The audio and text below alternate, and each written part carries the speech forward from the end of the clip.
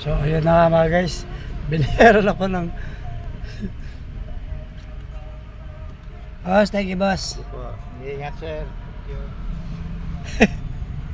Yun na nga. Siya ko na ilaw guys. Nakapaghatid na ako dito sa 20 Avenue.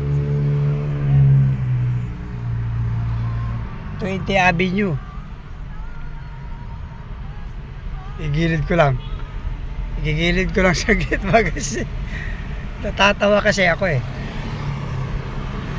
At ibinayad sa akin puro coins. ito guys, so, ibinayad sa akin ng pasahero ko puro coins. Anyway, pera din naman at pera tayo panukuli. Natawa lang ako kasi ang bilis niya magbilang. Halos nasa nasa 100 plus eh. Ang bilis niya magbilang.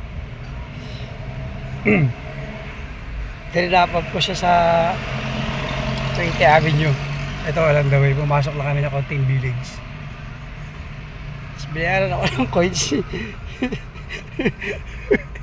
Tutuwa ako. Ayan o. Tagpa 5 pesos. Ay, thank you guys. Thank you.